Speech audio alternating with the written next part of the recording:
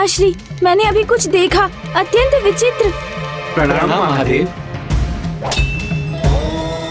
महादेव, स्वयं महादेव पधारे हैं। प्रभु, आपके दर्शन पाकर हम कृतार्थ हुए प्रभु। प्रभु हमारे होंगे, आपके यहाँ बसवाइए महादेव पधारे हैं। ये कोटि कोटि धन्यवाद प्रभु। महादेव, आप धन्य हैं प्रभु, आप धन्य हैं प्रभु। महाराज, महारानी, महादेव पधारे हैं, वो भी सपरिवार। सहपरिवार। शीघ्र अतिशीघ्र जाकर उनके भव्य स्वागत की व्यवस्था करके उस स्थान पर पहुंचो। शीघ्र चलिए महाराज। मेरे प्रभु आए हैं। पिताश्री, मेरा एक प्रश्न है। वो प्रभु, आपके सपरिवार दर्शन पाकर हम कृतार्थ हुए। धन्य हो गए प्रभु, आप यहाँ पधारे। सपरिवार आप यहाँ पधारे, हम आपके आभारी हैं प्रभु। हम आपके आभारी हैं। धन्य हो गए प्रभु, आपके दर्शन पाकर यहाँ पधारे। धन्य हो गए महादेव।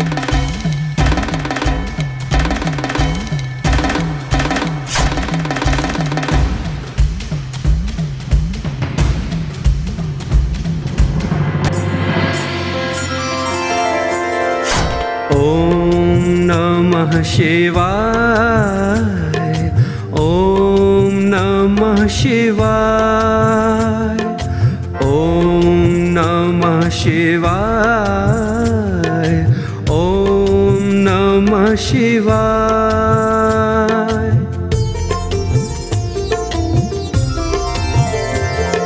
त्र्यंबकं सदाशिवं नमामि हे उमापति। जनीलकंठ जय अनंत नमोस्तुते नमोस्तुते। हो भोलेनाथ भक्तों के हो कष्टों से निवारते। ये सृष्टि सारे संकटों से शिव ही है उबारते। पिताश्री, प्रभु प्रणाम माँ, प्रणाम पिताश्री। प्रभु, मेरे आराध्य, हम आपके आगमन की कामना ही कर रहे थे। आपके दर्शन पाकर हमारा मन प्रसन्न और जीवन धन्य हो गया प्रभु। ऐसा महान दृश्य यहाँ किसी ने भी भला कहाँ देखा होगा। संपूर्ण महादेव परिवार एक साथ उपस्थित है यहाँ। कितना अद्भुत दृश्य है ये। हम धन्य हो गए प्रभु, हम धन्य हुए।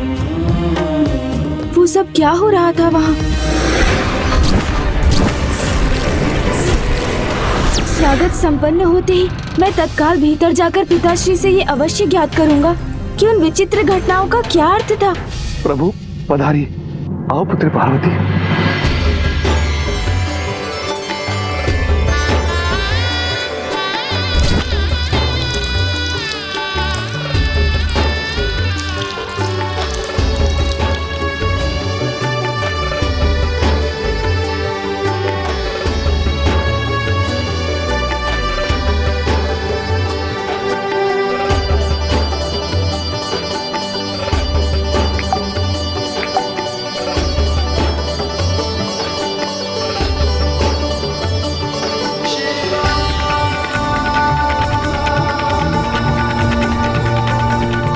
आप दोनों को आते हुए मार्ग में कोई कष्ट तो नहीं हुआ ना?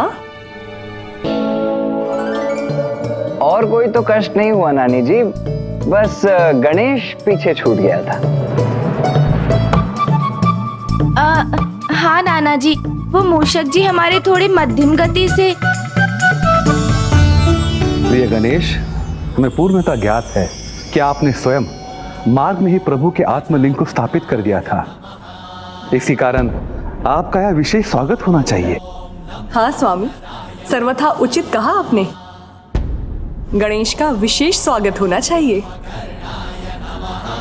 प्रभु, मुझे कल भोर प्रथम पूज्य गणेश जी का अभिषेक करने की अनुमति दीजिए। पिताश्री, यदि गणेश हमारा पुत्र है तो वो आपका भी तो नाती है ना, इसीलिए उसके अभिषेक करने हेतु आपको हमारी अनुमति की कोई आवश्यकता नहीं है। उचित है प्रभु, आप सब भीतर जाकर भोजन का आनंद लीजिए। मैं कल भोर की तैयारियां करता हूँ।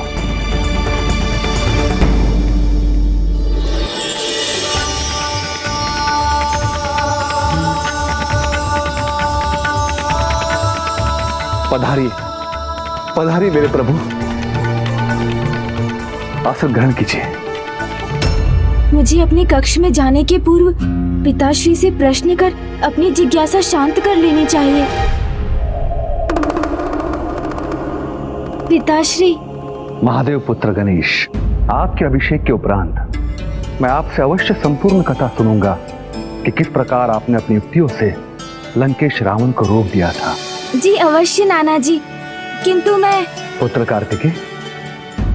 पुत्र गणेश, आप हैं तो एक बालक ही, किंतु कार्य इतने महान करते हैं। तो अब आप अपने कक्ष में चलकर भोजन ग्रहण कर लीजिए और कुछ समय विश्राम भी कर लीजिए।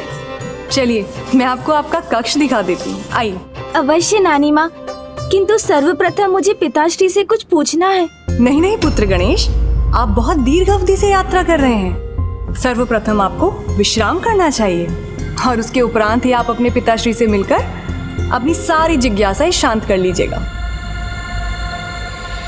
अर्थात भवन में आकर भी मैं अभी पिताश्री से अपने प्रश्न नहीं कर पाऊंगा। अब मुझे भोर की प्रतीक्षा करनी होगी। चलिए।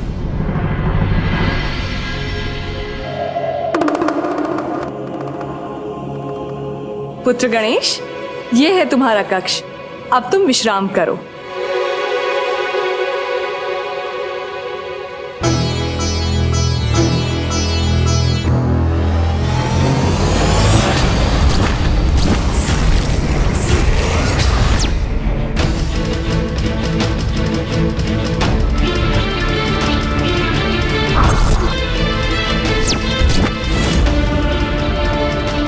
मेरी जिज्ञासा मुझे अत्यंत विचलित कर रही है। जब तक मुझे उन अस्तित्वों का रहस्य ज्ञात नहीं होता, मैं भला कैसे विश्राम कर सकता हूँ। और में यदि मेरा अभिषेक आरंभ हो गया तो मुझे माँ और पिताश्री से कुछ प्रश्न पूछने का अवसर ही प्राप्त नहीं होगा। तो मूषक जी, आप ही सुझाव दीजिए, क्या मुझे अभी जाकर माँ और पिताश्री से इसकी चर्चा? ये तो यहाँ पहुँचते ही निद्रामग्न हो गए। फिर मैं किससे सुझाव लूं? यहाँ तो मेरा कोई मित्र भी नहीं। हाँ, कार्तिकेय भैया हैं, किंतु वो भी नाना जी के साथ अन्य कार्यों की व्यवस्था में व्यस्त होंगे। मूषक जी तो विश्राम कर रहे। कितना उत्तम होता यदि मेरा कोई ऐसा मित्र होता जिससे मैं वार्तालाप कर पाता और जो मेरी इस जिज्ञासा को शांत कर पाता।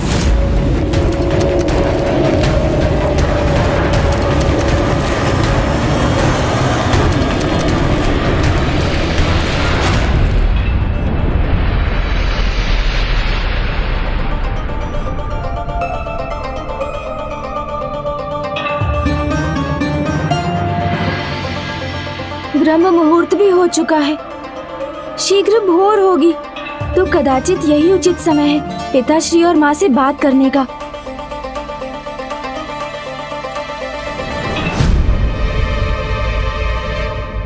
माँ, प्रणाम माँ, मुझे आपसे कुछ ज्ञात करना है। अभी नहीं पुत्र, तुम्हारे मन में जो भी शंका है तुम उस प्रश्न का उत्तर अपने पिताश्री से ज्ञात क्यों नहीं कर लेते? मुझे अभी अत्यंत आवश्यक कार्य से यहाँ से जाना है पुत्र। मैं जहाँ जा रही हूँ वहाँ से अत्यंत शीघ्र लौट जाऊंगी। मेरे विषय में यदि तुमसे कोई भी प्रश्न करे तो तुम इससे अतिरिक्त और उसे कुछ भी मत कहना पुत्र। माँ, आज के पूर्व तो मैंने माँ को इस प्रकार कहीं जाते नहीं देखा, तो फिर आज ब्रह्म मुहूर्त में वो कहाँ चली गईं? और क्यों? सब कुछ विचित्र ही क्यों घटित हो रहा है यहाँ? अब ये तो एक नवीन जिज्ञासा है, किंतु मैं पिताश्री से पूछकर सर्वप्रथम अपनी पूर्व की जिज्ञासाएं तो शांत कर लूं।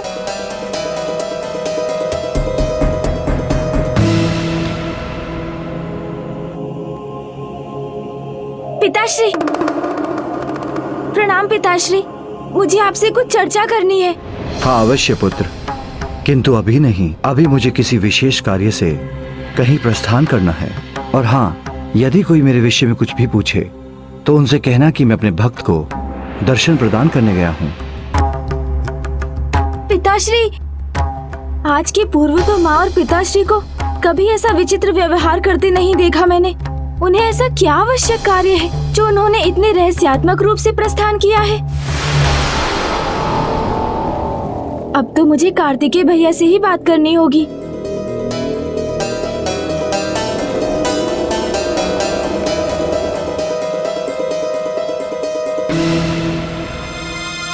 मुझे ये ज्ञात था कि अवश्य भैया कार्तिकेय और नाना जी राजभवन की सुरक्षा एवं अन्य व्यवस्था पर ही चर्चा कर रहे होंगे।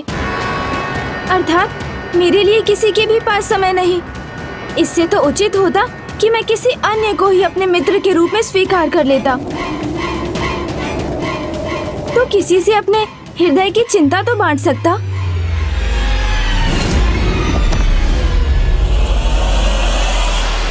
मित्र,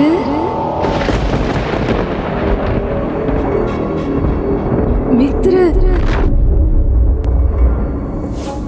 मित्र,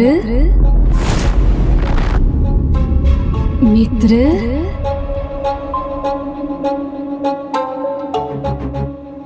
मित्र। मुझे ऐसा आभास क्यों हो रहा है जैसे कोई मुझे संबोधित कर रहा हो। मित्र कहकर कौन पुकार रहा है मुझे? मित्र, क्या कोई है यहाँ?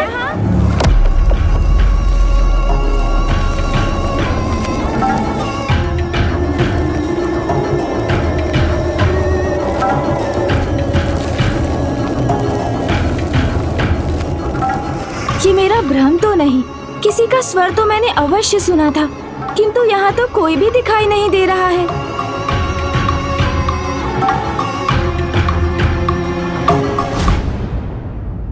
माँ, माँ यहाँ?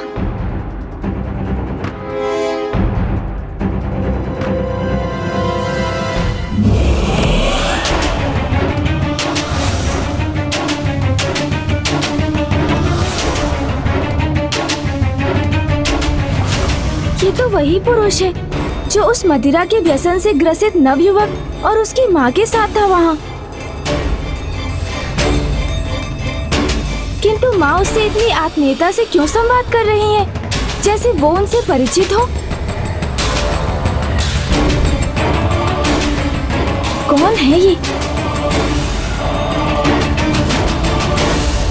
अभी तो वो यहीं थे, तो अभी कहाँ अदृश्य हो गए? मेरी पूर्व की जिज्ञासाएं शांत नहीं हुई और अब तो मेरे प्रश्न और बढ़ते जा रहे हैं।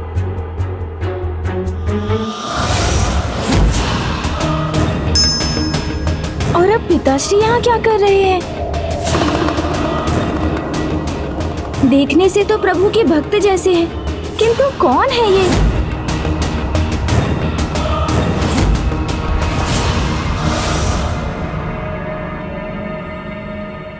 ये तो वही रहस्यमयी जन है जिनका दृश्य मुझे कल दिखा था, किंतु ये यहाँ पिताश्री के साथ क्या कर रहे हैं?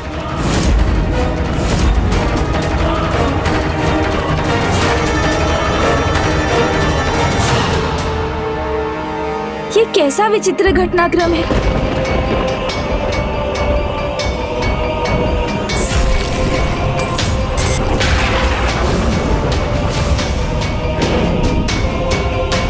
कुबेर जी इस नरकंकाल के साथ यहाँ? ये क्या? ये तो कभी नरकंकाल दिखाई पड़ते हैं तो कभी अपने विचित्र रूप में। अच्छा, तो ये है इनका वास्तविक रूप।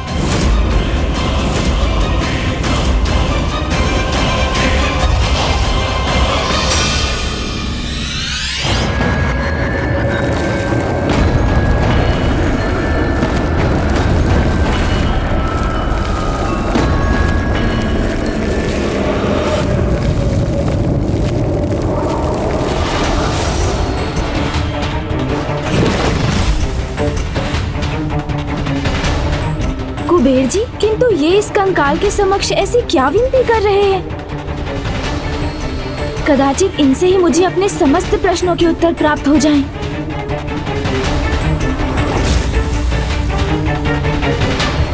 अब कुबेर जी भी अदृश्य हो गए।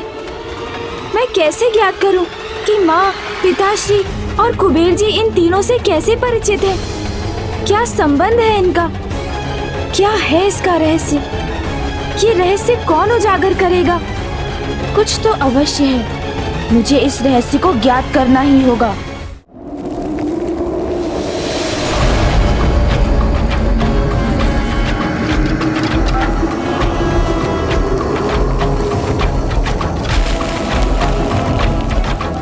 मित्र,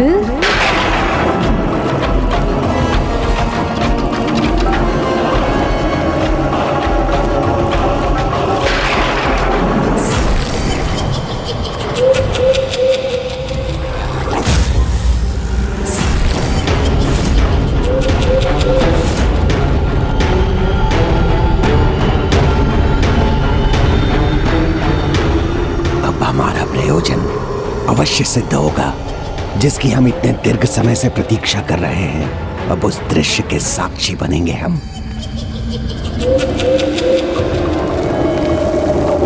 मित्र, पुनः ये स्वर कहाँ से आ रहा है? अवश्य इस गुफा के भीतर कुछ है जो मुझे अपनी ओर खींचने का प्रयास कर रहा है।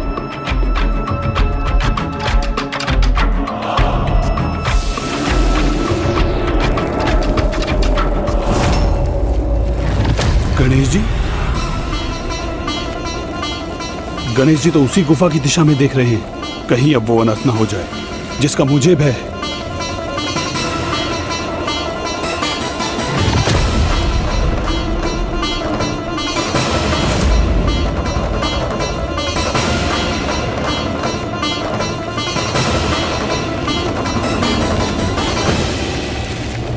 वो ध्वनि अवश्य इसी गुफा से आई थी।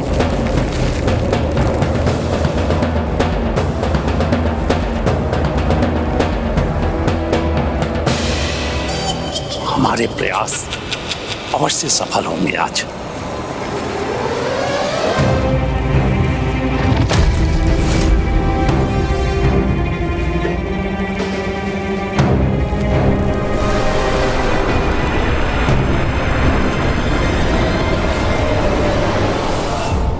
नहीं नहीं, ये नहीं हो सकता, ये नहीं होना चाहिए। विनाशकारी होगा ये, मुझे इसे रोकना होगा।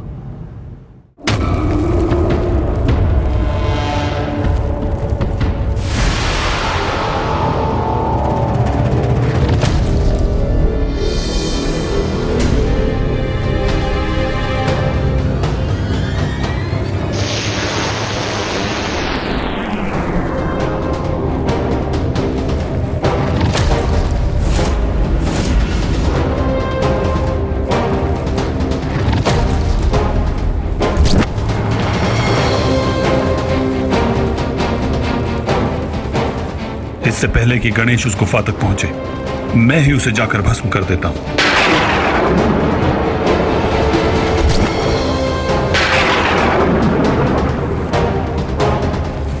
गणेश,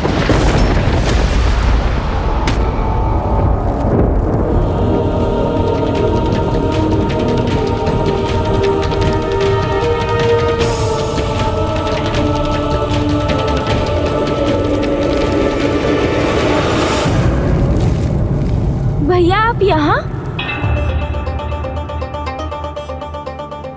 अनुज, गणेश, तुम यहाँ क्या कर रहे हो? सभी तुम्हें वहां ढूंढ रहे हैं। तुम्हारे अभिषेक का समय हो गया है।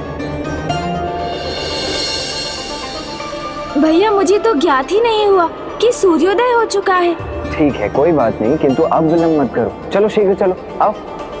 किंतु भैया मुझे आपको कुछ बताना है। अभी नहीं अनुज, गणेश, इस समय यदि तुम वार्तालाप में व्यस्त हो गए ना तो हमें अत्यधिक विलंब हो जाएगा। और वैसे भी माँ के आदेशानुसार मुझे पहले कुछ सामग्रियां एकत्रित करनी है और तुम्हें शीघ्र वहां पहुंचना है। चलो।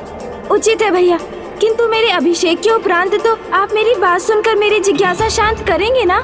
अवश्य।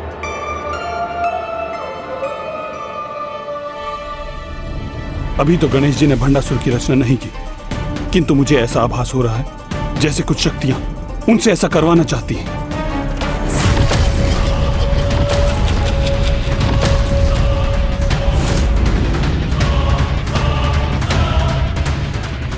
अर्थात अब हमें कुछ और समय के लिए उनकी प्रतीक्षा करनी होगी।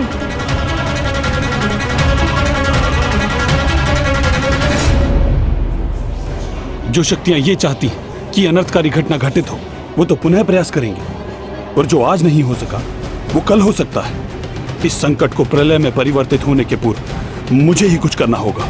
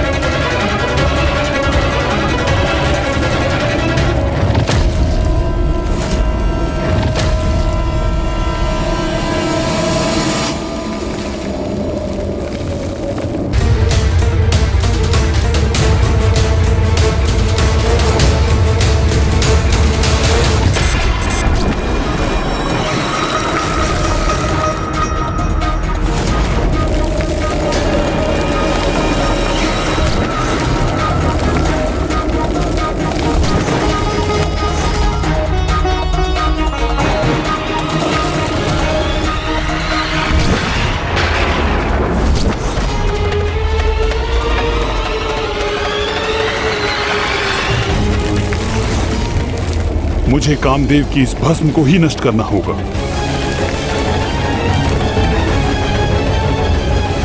जब सब कुछ नष्ट हो जाता है तब मात्र भस्म ही शेष रह जाती है, किंतु उसे नष्ट करने का भला क्या उपाय हो सकता है? यदि मैं इसे नष्ट नहीं कर सकता तो इसे भिन्न भिन्न दिशाओं में बिखेर तो सकता हूं, जिससे यह आकार लेने हेतु एक स्थान पर एकत्र न रह सके।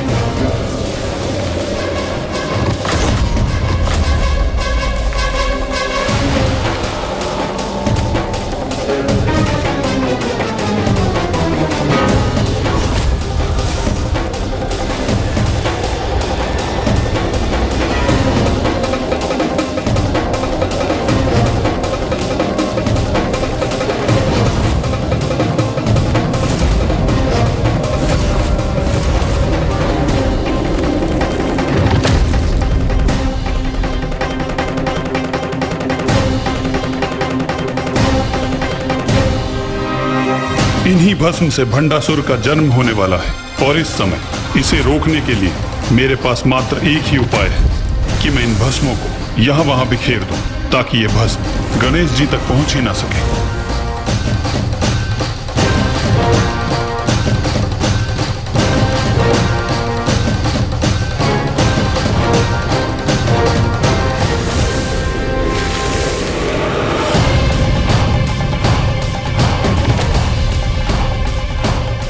अब जो भस्म शेष है उसे भी इसी प्रकार बिखेरना होगा मुझे।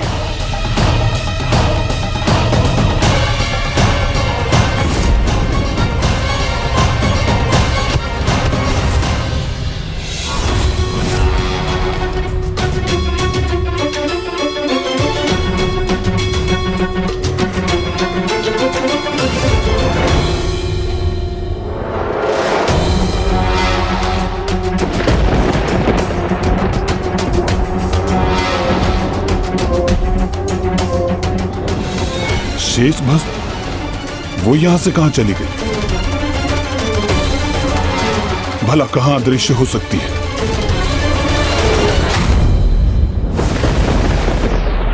ओह, उस शिला के पीछे मुझसे स्वयं को छुपाने का प्रयास कर रही है, किंतु मैं इसे यहां नहीं रहने दूंगा।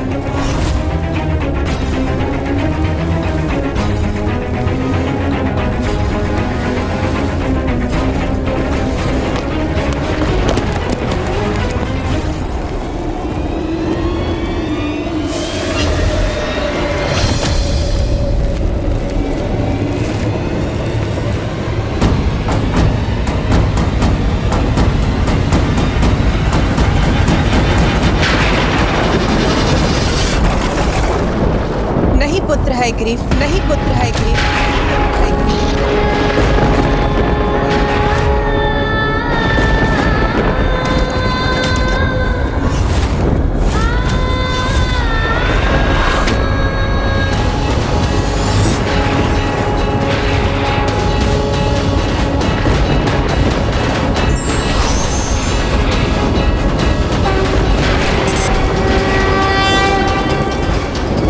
प्रकृति में यदि बुराई जन्म लेती है तो उसके साथ अच्छाई का जन्म भी अवश्य होता है।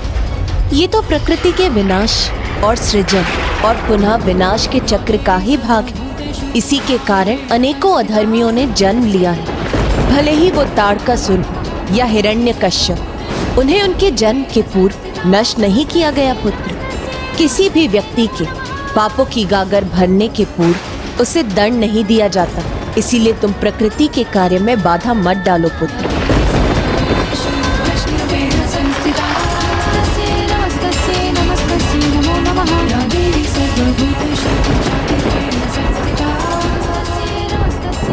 उचित है माता, मुझे क्षमा कीजिए माता। पुत्र, जो होना था वो हो चुका और नियति के अनुसार जो होना है वो भी अवश्य होकर ही रहेगा।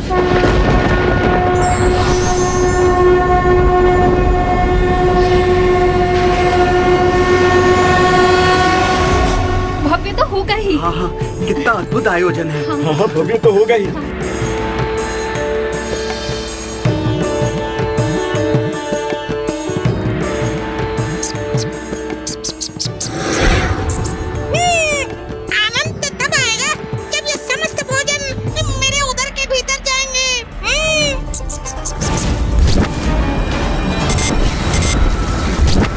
मेरे मन में तो अभी तक वही प्रश्न उमड़ रहे हैं कि उन विचित्र घटनाओं के पीछे क्या कारण था। पिताश्री,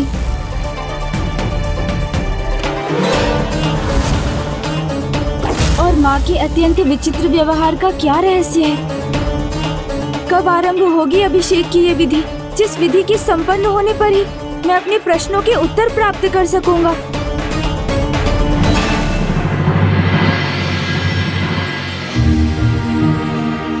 अब यहाँ प्रथम पूज्य श्री गणेश का पंचामृत अभिषेक आरंभ करना चाहिए। ये समस्त आयोजन प्रथम पूज्य श्री गणेश को बधाई और हमारी ओर से इनका आभार व्यक्त करने स्वरूप किया गया है, क्योंकि इन्होंने दशानन रावण द्वारा प्रभु महादेव के आत्मलिंग को लंका ले जाने से रोककर इस समस्त संसार पर आने वाले घोर अनिष्ट को सुरक्षित कर दिया है। ऐसा महान कार्य किया है इन्होंने। अभिषेक की ये सुंदर विधि तो गणेश जी के माता द्वारा ही आरंभ होनी चाहिए। पुत्री पार्वती,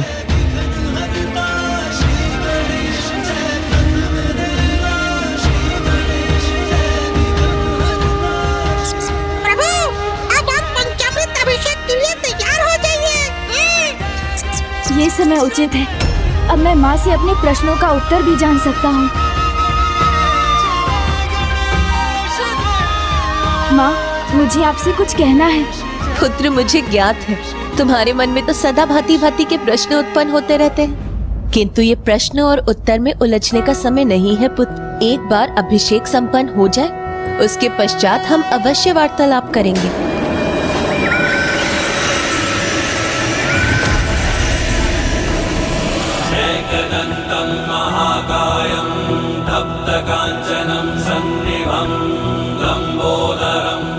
माँ ने तो मुझे मेरे प्रश्नों का उत्तर दिए बिना ही मुझे शांत कर दिया। स्वयं से कुछ पूछने ही नहीं दिया मुझे।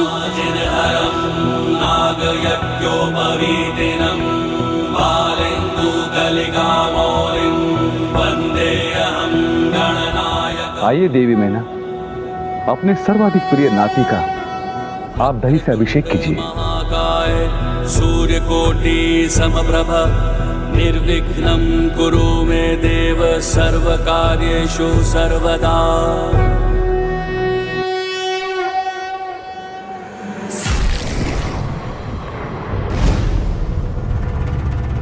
क्या हुआ पुत्र गणेश, किस विचार में हैं आप?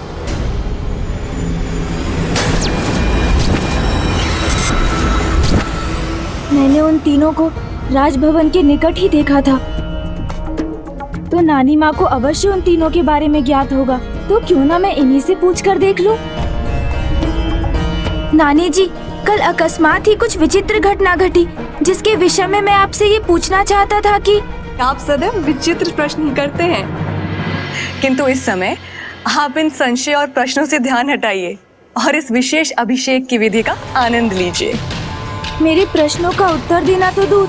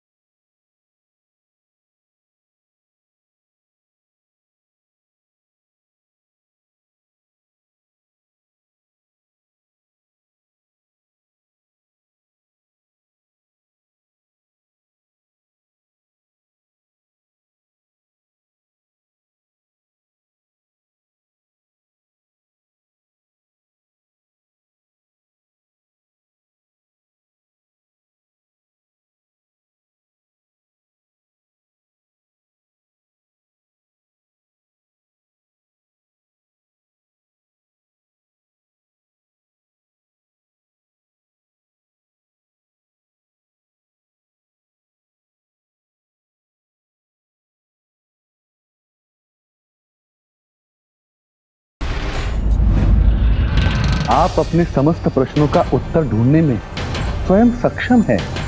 आप केवल मुझे इतना बताइए कि मैं आपको उपहार स्वरूप क्या दे सकता हूँ। किंतु नाना जी अभी तत्काल बताने की कोई आवश्यकता नहीं है। आप इस अभिषेक के उपरांत भी मुझे बता सकते हैं।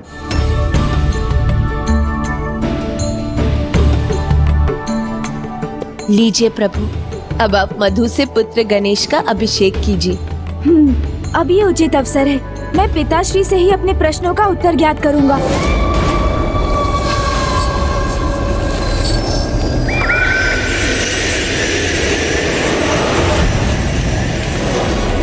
पिताश्री, मुझे आपसे कुछ। पुत्र, तुम्हारे नाना जी ने और तुम्हारी नानी माँ ने अपार स्नेह से तुम्हारे इस पंचामृत अभिषेक की व्यवस्था की है, इसलिए अन्य कुछ नहीं, मात्र अपने अभिषेक का आनंद लो।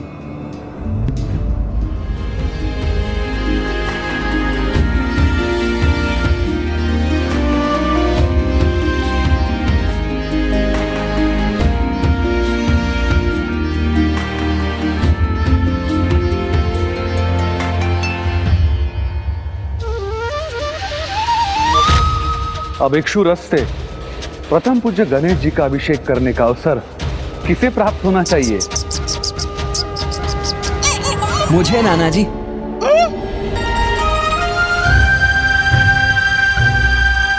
मैं करूंगा अनुज गणेश का अभिषेक। मुझे क्षमा कीजिएगा, मुझे आने में विलंब अवश्य हुआ है, किंतु मैं तो मां की आज्ञा अनुसार अनुज गणेश के सर्वाधिक प्रिय वस्तु की व्यवस्था करने ही गया था।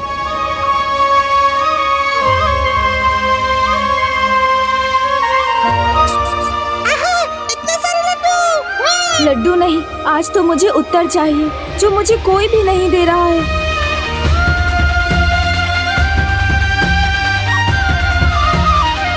मुझे पिताश्री ने अपने वचन से बांध दिया, अन्यथा मैं भैया से ही पूछ लेता।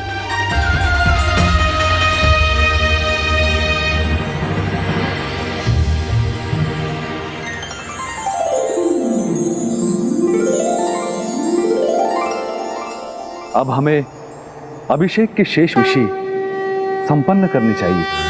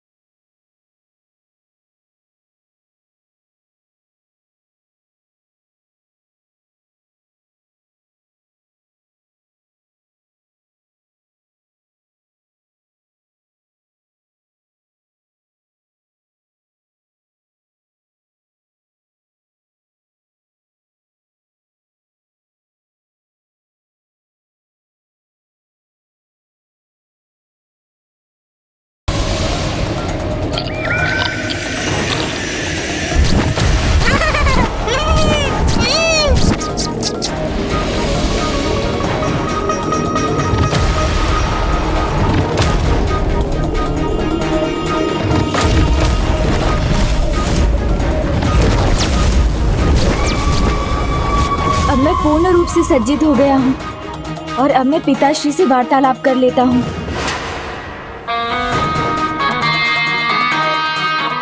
मेरे अभिषेक की संपूर्ण विधि संपन्न हुई और अब मैं किसी से भी अपने प्रश्नों के उत्तर ज्ञात करने के लिए पूर्ण रूप से मुक्त हो गया हूँ।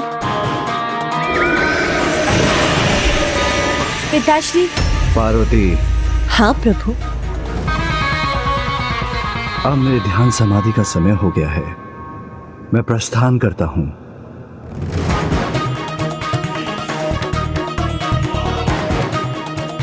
कोई बात नहीं, पिताश्री से नहीं तो मैं माँ से ही ज्ञात कर लेता हूँ। माँ, मैं बहुत अधिक समय से आपकी प्रतीक्षा कर रहा हूँ।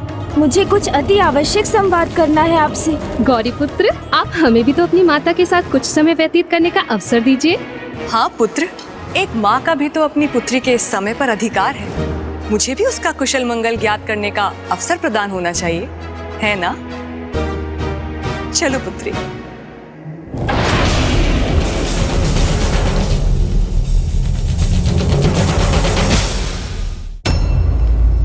नाना जी अभी यहाँ अकेले हैं। उन्हें तो उन दृश्यों का रहस्य अवश्य ज्ञात होगा।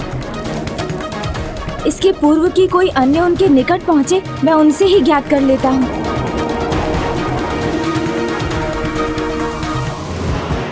कहाँ चल दिया अनुज गणेश? अरे नाना जी के निकट भैया, और कहाँ? भूल गए अनुज गणेश, मैंने पूर्व में ही कह दिया था कि इस बार नाना जी और नानी जी का संपूर्ण स्नेह और समय केवल तुम पर ही केंद्रित नहीं रहेगा। नाना जी, वो कल रात्रि में हमारी वो वाली चर्चा अधूरी रह गई थी ना? मेरे विचार से हमें उसे अब संपन्न कर लेना चाहिए। आइए चलिए। भैया,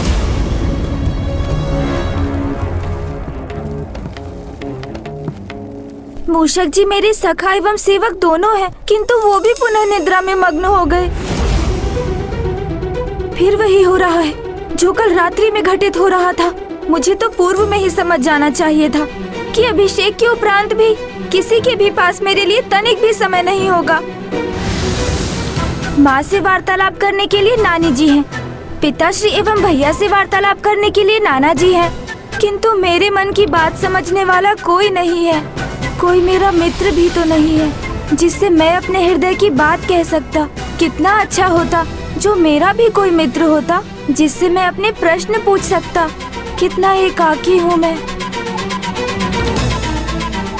अब तो किसी आत्मीय मित्र की आवश्यकता का और भी आभास हो रहा है मुझे। कोई तो ऐसा मित्र होता मेरा जो मुझे समय देता,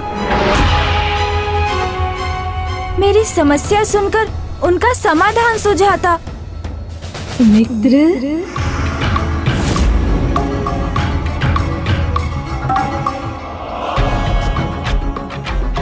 मुझे भ्रम हो रहा है अथवा वास्तव में भस्म ही मुख का आकार लेकर मुझे पुकार रही है। मित्र, मित्र, मित्र।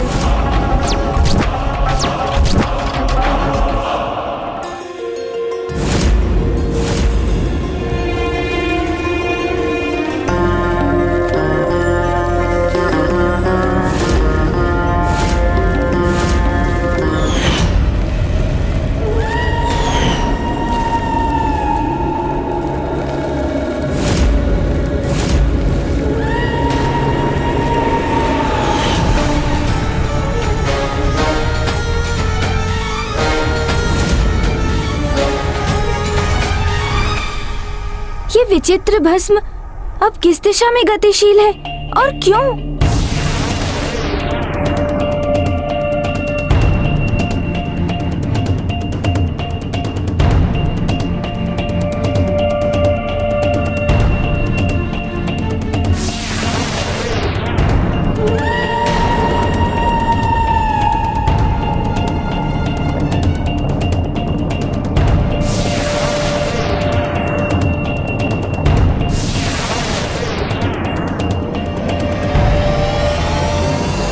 स्वामी, कदाचित अभी भी इसकी संभावना है कि ये अनिष्टकारी घटना घटित होने से रुक जाए, ये संकट टल जाए।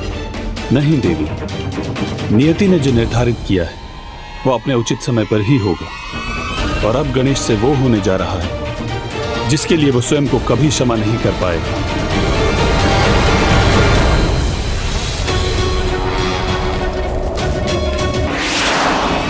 विघ्नहर्ता गणेश अब वो होने जा रहा है जिसके लिए वो स्वयं को कभी क्षमा नहीं कर पाएगा।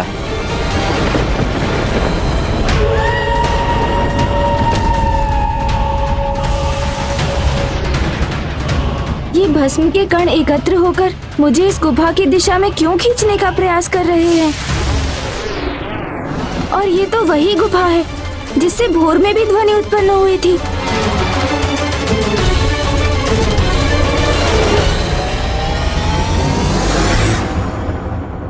ये सत्य है प्रिय कि घटित हो जाने के पश्चात भले ही गणेश स्वयं को कभी क्षमा न कर सके, किंतु माता पराशक्ति की आकाशवाणी के अनुसार जो होना है वो तो अवश्य होगा, उसे कोई नहीं टाल सकता।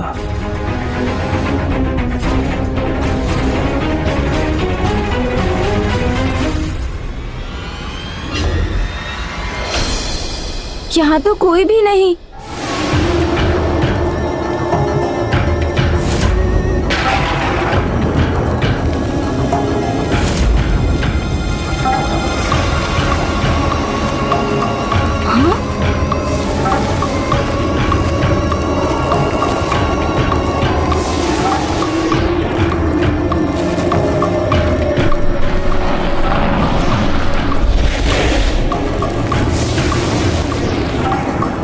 ये भस्म के कण एक आकार लेने का प्रयास कर रहे हैं।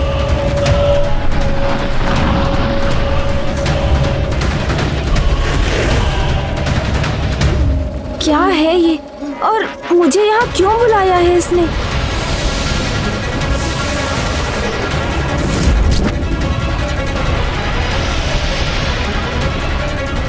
नहीं, मुझे मेरा यहाँ होना उचित नहीं प्रतीत हो रहा है। मुझे लौटना चाहिए यहाँ से। गौरीपुत्र, गौरीपुत्र।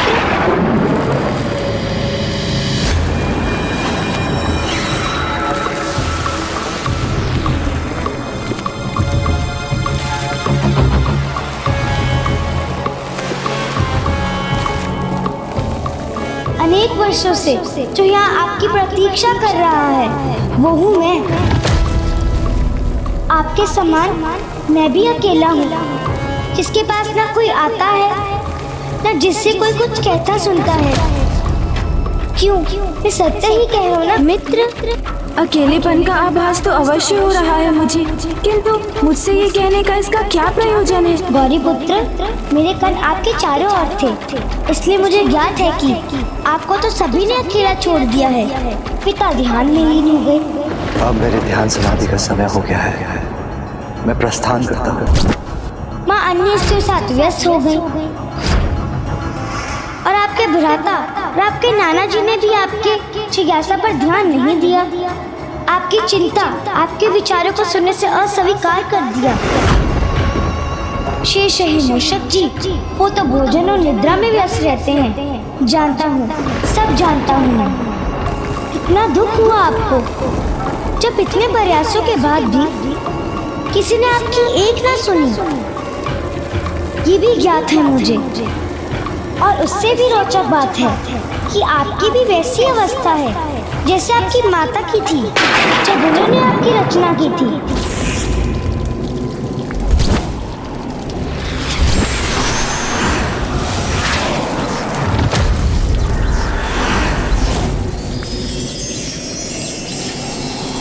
क्योंकि तब उन्होंने भी बहुत अकेलेपन का आभास हो रहा था। उस समय उन्होंने आपको ही उत्पन्न किया। तो अब आप मेरी रचना कीजिए, चिंता मत कीजिए। सब चलता है, सब चलता है। अधिक कहाँ कुछ करना है आपको? मैं स्वयं कोई आकार लेने में असमर्थ हूँ। तो मित्र गौरीपुत्र, मुझे एक आकार लेने मात्र में मेरी सहायता कीजिए आप। मित्र की आवश्यकता तो है मुझे, किंतु इस प्रकार इस अज्ञात भस्म को आकार देना क्या ये उचित होगा? किस दुविधा में डूब गए हैं आप मित्र? जिस प्रकार आपकी माता ने आपको रचा, उस प्रकार आप मुझे रच दीजिए। माँ तो जगत माता है, वो जो भी करती है उसमें तो सदैव जगत कल्याण ही निहित होता है। किंतु मैं प्रकृति के नियमों के विरुद्ध कैसे जा सकता हूँ? यदि आपकी रचना नियमों की विरुद्ध नहीं थी तो मेरा उत्पन्न होना भी नहीं होगा। इसलिए इतना विचार मत कीजिए, बस कर्म कीजिए, मुझे आकार दीजिए।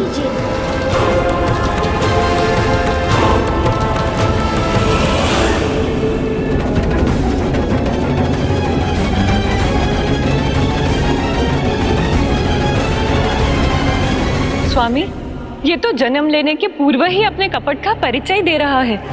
गौरी पुत्र प्रथम पूज्य गणेश को उनकी दुर्बलता का आभास दिलाकर उनके लाभ उठाने का प्रयास कर रहा है, और साथ ही वो सब चलता है कि भाव को भी आरंभ कर रहा है। ये सब चलता है का भाव संसार में अनेक समस्याओं को जन्म देता है, और दुर्भाग्यवश ये संसार एक बहुत बड़े संकट का साक्षी बनेगा, वो भी स्वयं विघ्नहर्ता गणेश के हाथों।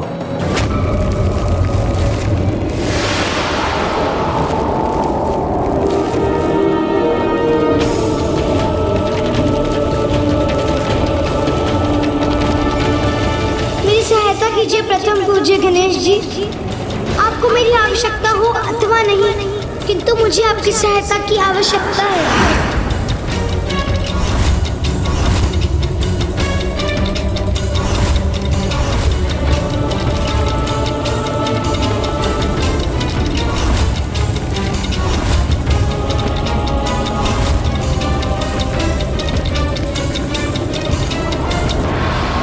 हमने गणेश जी के मन में प्रश्न जागृत कर उन्हें इतना विचलित तो कर ही दिया था कि वो यहाँ से बिना सहायता किए लौटने में असमर्थ होंगे।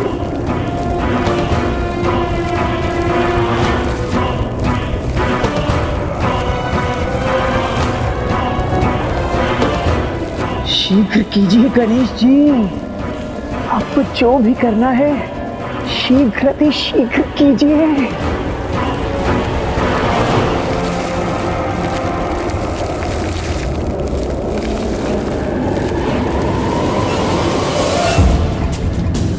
नहीं गणेश, ऐसा कदापि मत करना। स्वयं अपने द्वारा ऐसा भयंकर अनर्थ मत होने दीजिए प्रथम पूज्य गणेश जी।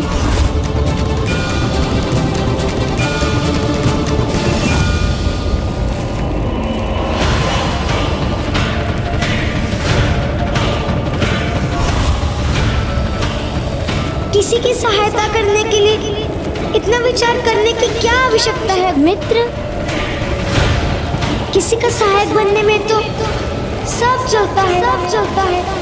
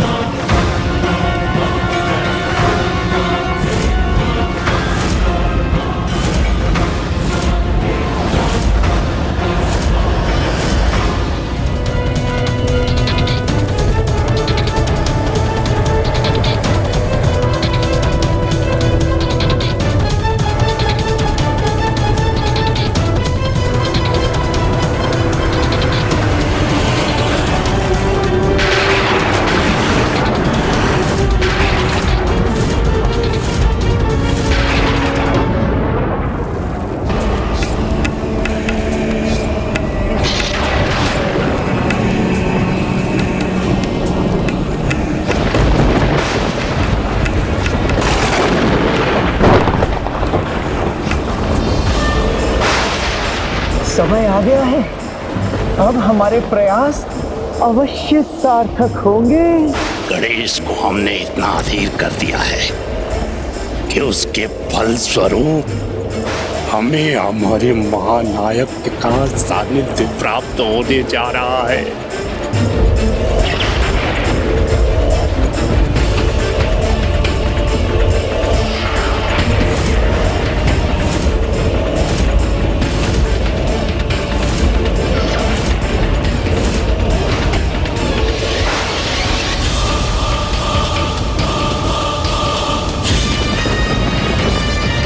मेरे समक्ष जो घटित हो रहा है वो सृष्टि के संकट का कारण बनेगा, किंतु माता ने कहा था जो होना था वो हो चुका, और नियति के अनुसार जो होना है वो भी अवश्य होकर ही रहेगा।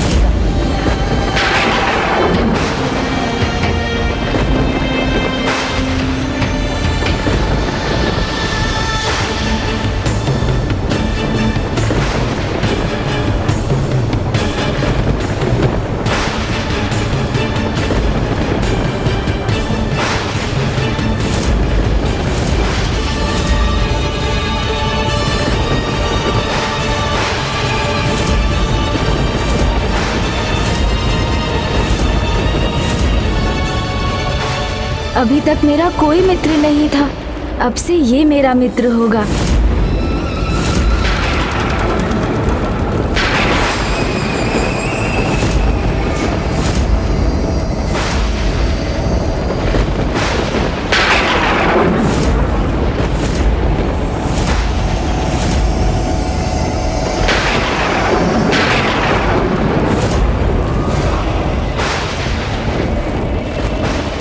अब ऐसे निहारते ही रहेंगे अथवा मुझ में प्राण भी समाहित करेंगे। आप मात्र मेरे मित्र नहीं, मेरे रचयिता हैं, मेरे जन्मदाता हैं। हे महान प्रथम पूज्य गणेश जी, तो प्रतीक्षा मत कीजिए, शीघ्र इस कार्य को संपन्न कीजिए।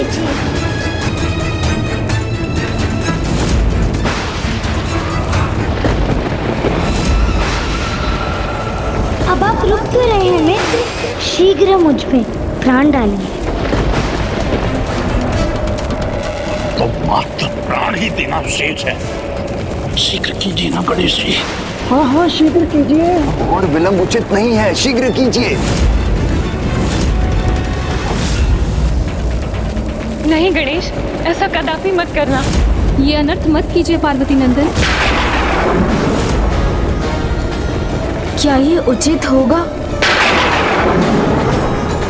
संकोच का स्थान नहीं है। आप अपनी रचना को शीघ्र प्राण दीजिए गणेश जी, और फिर आपको एक मित्र भी प्राप्त होगा।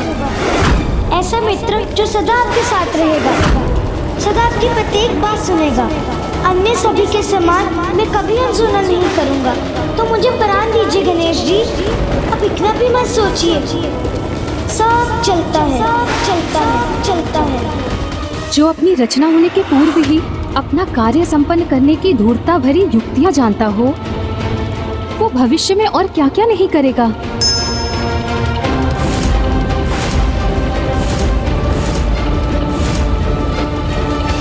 कैसी दुविधा में हूँ मैं, अब करूँ तो क्या करूँ? ऐसी अधूरी सहायता का क्या लाभ मित्र?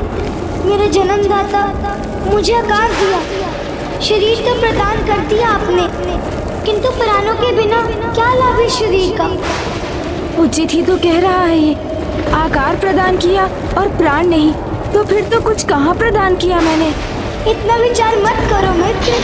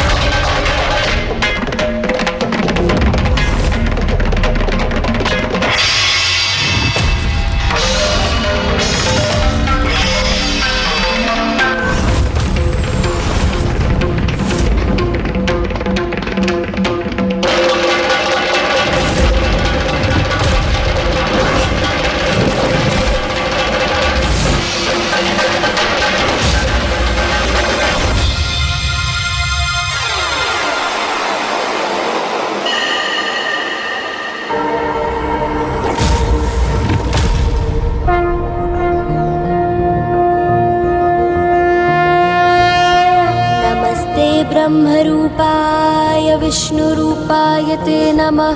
नमस्ते रुद्ररूपाय करिरूपाय ते नमः।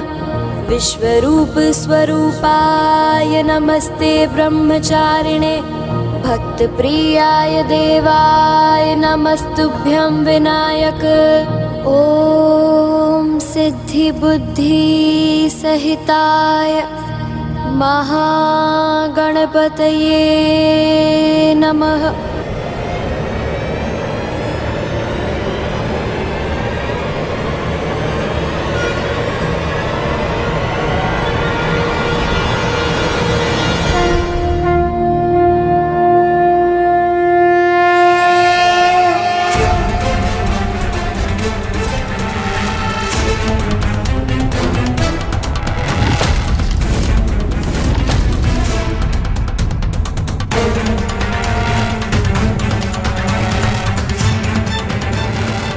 आपको कोटि कोटि धन्यवाद मेरे मित्र, मेरे जन्मदाता। आपने मुझे शरीर दिया, प्राण दिए, तो अब एक नाम भी दे ही दीजिए। नाम? काम, क्रोध, मोह, मद और मात्सर्य जैसे विकारों को जो अपना गुण मानेगा, जो शास्त्रों से विपरीत चलेगा, जो धर्म के भी विरुद्ध होगा और जो सत्कर्मों से जिसे घृणा होगी, जो क्रूरता से आनंदित होगा, जिसके लिए अन्य जीवों को प्रताड़ित करना सब चलता है ही होगा, जो ऐसे पाप, कुकर्म और अत्याचार करेगा, जो सृष्टि की कल्पना से भी परे है, जो महाअधर्मी असुर, धर्म और सदाचार का अभिशाप बनेगा। भंड, भंड।